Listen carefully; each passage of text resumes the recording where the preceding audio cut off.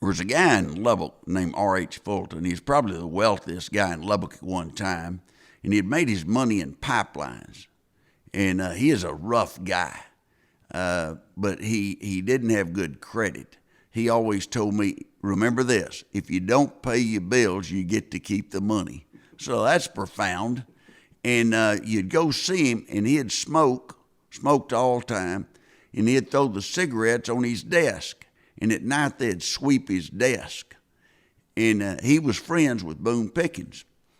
And in the early 60s, he owed Boone $600,000, which is a lot of money now, but in 1962, $600,000 was a tremendous amount of money.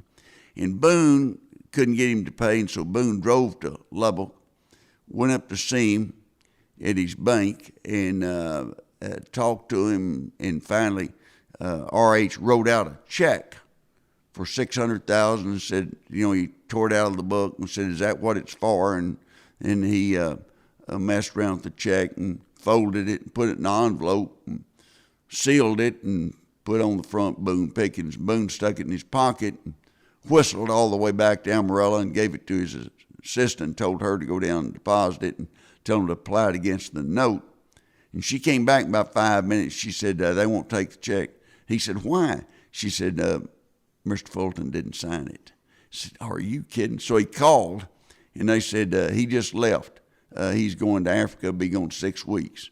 And so he held on that money for another 6 weeks.